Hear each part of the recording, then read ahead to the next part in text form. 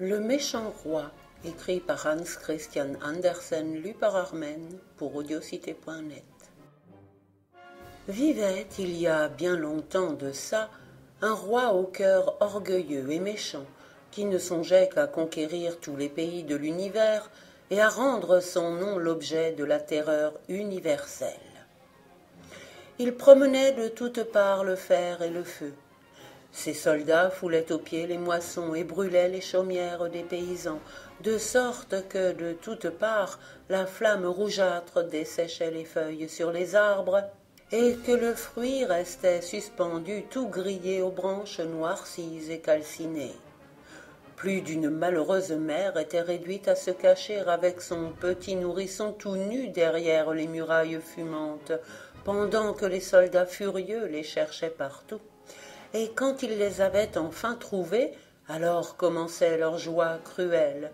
Des démons n'auraient pu commettre plus d'horreurs, mais le roi pensait qu'il en devait être ainsi. De jour en jour, sa puissance augmentait.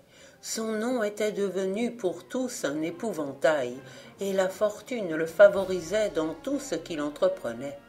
Il rapportait chez lui des monceaux d'or ainsi que d'immenses trésors enlevés dans les cités par lui conquises, et dans la capitale de ses États, il avait amassé des richesses comme on n'en a jamais vu ailleurs. Alors il se fit construire de magnifiques châteaux et de superbes palais, et tous ceux qui étaient témoins de toutes ces splendeurs disaient « Quel grand roi !»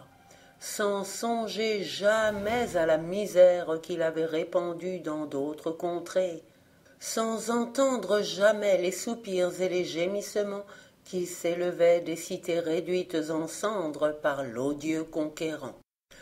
Le roi contemplait son or et ses splendides palais, et alors, comme bien d'autres, il se disait « Quel grand roi je suis ! Mais il faut que j'aie encore davantage, bien davantage. Il ne doit pas y avoir de puissance qu'on puisse dire égale, et bien moins encore supérieure à la mienne. » Alors il se mit à faire la guerre à tous ses voisins et conquit successivement leurs États. Toutes les fois qu'il se promenait dans les rues, il faisait attacher avec des chaînes d'or les princes vaincus à son char, et quand il se mettait à table, il les forçait à se prosterner à ses pieds ainsi qu'à ceux de ses courtisans, puis à ramasser les miettes qu'on leur jetait dédaigneusement. Ensuite le roi fit placer son image dans toutes les places publiques et dans tous les palais. Il essaya même de la faire mettre dans les églises, devant les autels du Seigneur. Mais alors les prêtres lui dirent « Ô roi, tu es grand, cependant, Dieu est plus grand que toi. Nous n'oserions pas faire cela. » « Eh bien, répondit le mauvais roi, il faut que je le subjugue lui aussi. » Et dans l'orgueil et la folie de son cœur, il fit construire un vaisseau superbe, en état de naviguer dans les airs, présentant des couleurs aussi gaies, aussi vives que celles qu'on voit sur la queue d'un paon, et qui semblaient garnies de 1000 yeux. Mais chacun de ses yeux était l'orifice d'un baril de poudre.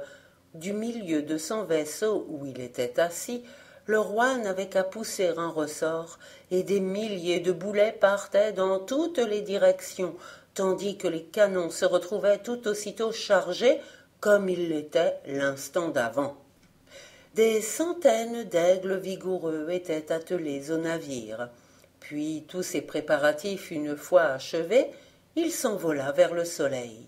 La terre ne tarda pas à se trouver bien loin.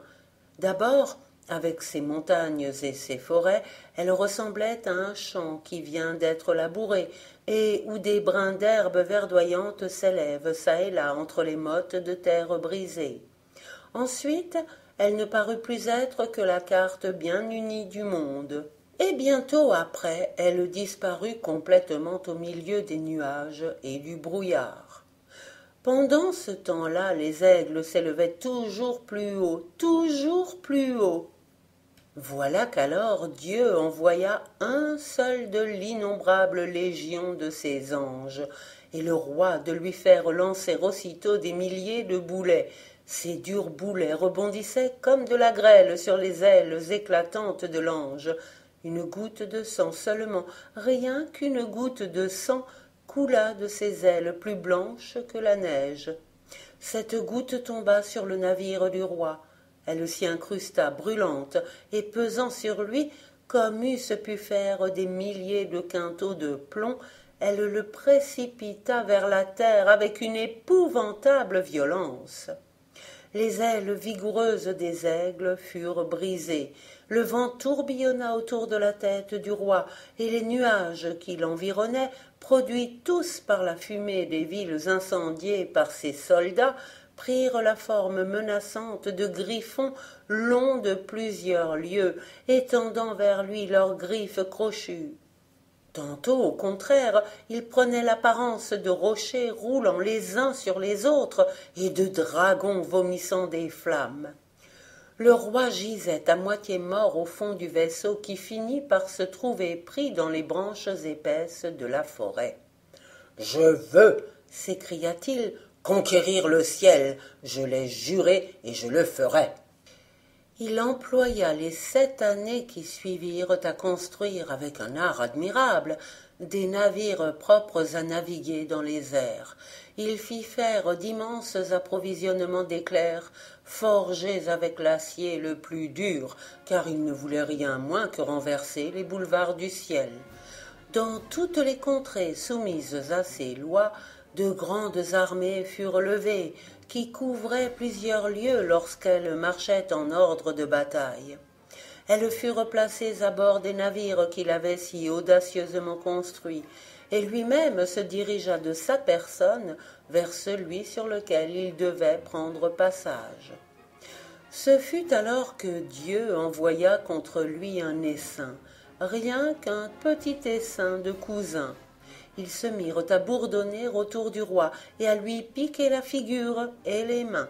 Le roi, irrité, leva son épée, mais il ne frappa que l'air vide, car il lui était impossible de toucher ces petits insectes. Il ordonna en conséquence qu'on lui apportât des robes de soie et les fit attacher autour de lui afin qu'aucun insecte ne pût l'atteindre avec son aiguillon, et ses ordres furent obéis.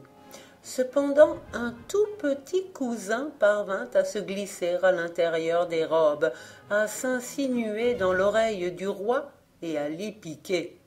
La blessure devint brûlante comme le feu. Le venin gagna bientôt le cerveau du monarque. Alors, se débarrassant de ses couvertures de soie, puis de ses vêtements, et privé désormais de raison, il se prit à danser tout nu devant ces grossiers et rudes soldats qui, à leur tour, se raillèrent de l'insensé et méchant prince qui avait osé songer à faire la guerre à Dieu et qui cependant avait été vaincu par un imperceptible cousin.